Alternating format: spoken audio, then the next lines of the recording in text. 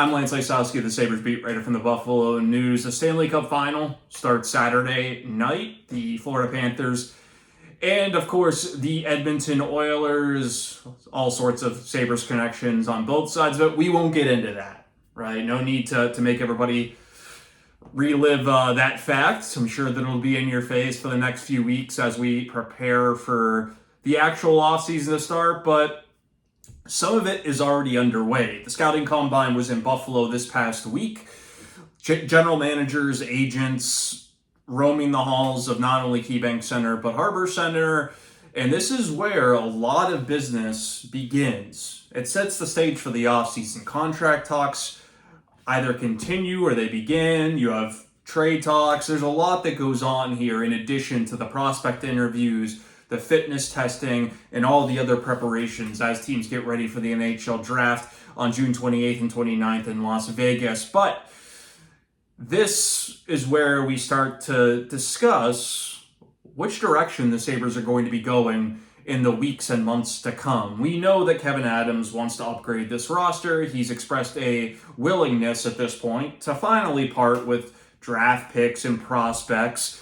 So, with that in mind, I brought to you my annual GM for a Day column. Now, this isn't me predicting what direction the Sabres are going to go in the weeks. This is how I would handle the situation given the realities, the challenges of free agency and the trade market, whether it be the higher prices for an unrestricted free agent, the no trade clauses the Sabres are going to have to navigate as they decide whom they want to bring in to better position this team to make the playoffs in 2024-2025 under Lindy Ruff. Now, all the details you will find in that story, every move that I would do to fit this team under the salary cap with enough wiggle room to where you account for end-of-season roster bonuses so you avoid an overage, maintaining flexibility so you can make other moves throughout the season. For example, I opted not to trade any of their top prospects in the scenario that I laid out.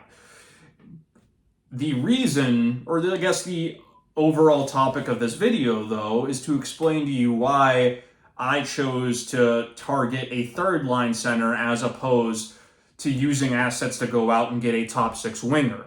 Now, the latest reporting from national voices across the league is that the Sabres are going after a top six forward. Now, this does make sense. It would protect them from the possibility of an injury.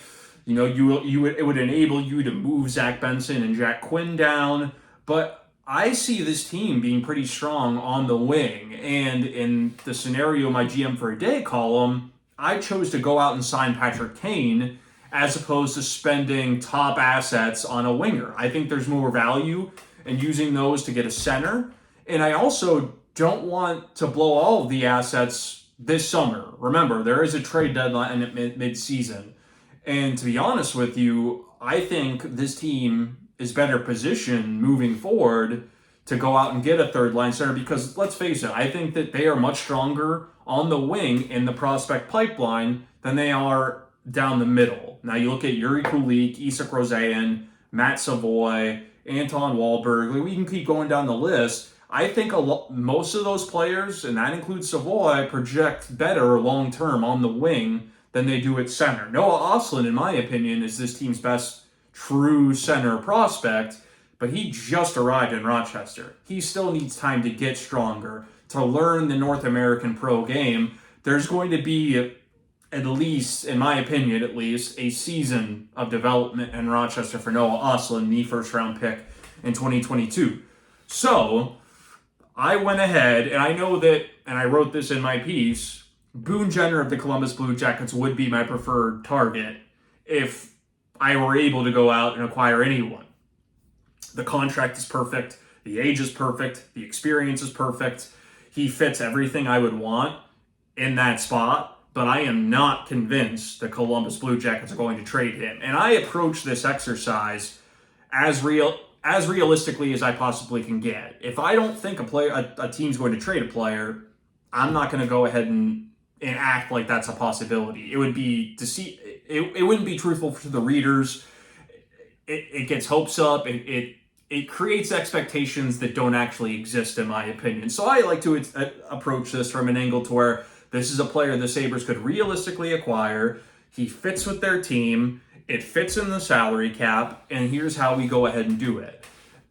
And for me, that player, who's not perfect by any means, but I feel would really fit here, is Scott-Laughton of the Philadelphia Flyers. Now, the scenario that I laid out in my column, which you would be able to read in the Buffalo News and in print and online, is a pick swap in the first round, plus the rights of Henry Jokiharju. Now, realistically, you're probably going to have to add a prospect onto this deal to make it work for both sides, but given where the Flyers are at, they need a defenseman in a very bad way, and unrestricted free agency is going to be a difficult path for them to do that. Jokiharju is cost effective, he hasn't even turned 25 years old yet, already has a relationship with Rasmus Ristolainen, would fit very well with the way that John Tortorella wants him to play, and jumping from possibly the 32nd pick all the way to the 21st is extreme value, in my opinion, going from that prospect in that tier to the prospects and where the Sabres are supposed to pick. The Flyers need prospects in a bad way after losing Cutter Gauthier. Matvei Michkov might not be coming anytime soon. This makes sense for both sides, in my opinion. Laughton has 2 years left on his deal. Didn't really seem to fit there under John Tortorella the way that Laughton did in the past. Average time on ice went down. The underlying metrics, oddly enough, went down. But this is a player who's 30 years old, would bring playoff experience, could absorb those defensive zone starts that were given to Dylan-Cozens last year, and doing this would allow Cozens to be in more positions to succeed. Now, of course, Cozens is going to grow immensely from the experience that he gained the last 2 years, absorbing all these D-zone faceoffs, in my opinion. But you're getting more value from that contract by making sure that Dylan-Cozens is in positions to where he can put the puck in the back of the net. That's what he's really good at. He's a dynamic offensive player. Now, the Sabres are going to want to continue to work with him on growing that defensive game, but it's very important, in my opinion, to have somebody to take some of that burden off his shoulders so he doesn't feel like he has to do it. And you don't feel as a coach, Lindy Ruff in this case, to where you have to push him to do it. You have to push Tage Thompson to do it.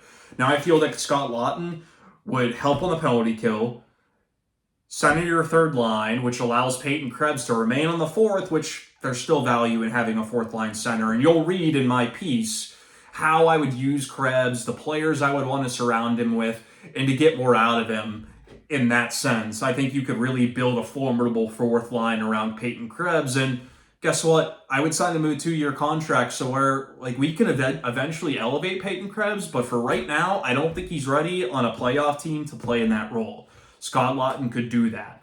It would allow you, in other terms, to move other players. In this case, I would be open to moving Jordan Greenway to get a different skill set, to get more speed in your bottom six, to get more physicality in your bottom six, and to cut some salary. I'm not paying $3 million to a fourth line winger. And in this scenario that I laid out, there's no real sense in doing that. So Scott-Laughton, by no means is this somebody that I think they're absolutely going to go out and get, but he definitely fits in not only what the acquisition cost would be, but what the contract is. 2 years, $3 million per fits very well for the Sabres this year and next. It buys them time for a young center like Ostlund to become NHL ready. It's much cheaper than what they would have had to pay Casey Middlestead. So not only did they end up getting a top 4 defenseman in Bowen Byram that fits more of the mold that Kevin Adams looks for in a defenseman long term, but it also sets you up to where you could pay less for a third line center, fits in your window of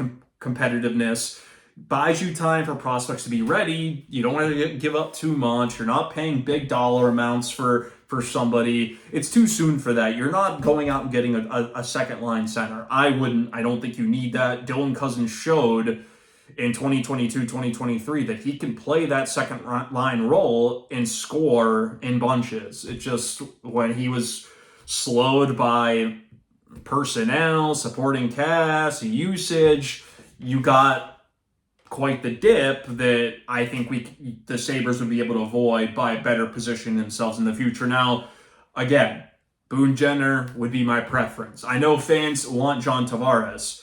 Too expensive. Are the Leafs really going to retain half the salary on John Tavares to trade him to Buffalo? Not a scenario I see happening. Fans want Steven Stamkos. Again, why would Steven Stamkos, if he leaves Tampa Bay, agree to sign in a place that has a 13-year playoff drought when he's trying to maximize the last few years of his career, right? Like, if he takes a 1-year deal, he's positioning himself for not only that next contract, but to be in the best case to not just make the playoffs, but to win the Stanley Cup again. This is what these players they sign up to do. That's the ultimate goal, especially somebody who's as accomplished as Stamkos is. So much can change between now and late June when we begin to have conversations about potential targets, how the Sabres are going to approach the draft. Players we may not expect to be available can become available.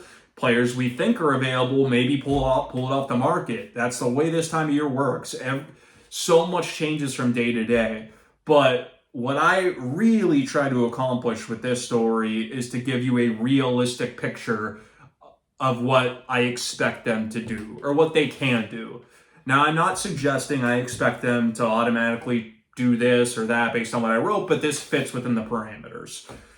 Curious to hear your thoughts. Always appreciate the feedback. Email me, LLYSOWSKI@buffnews.com. Always appreciate questions, feedback, your thoughts.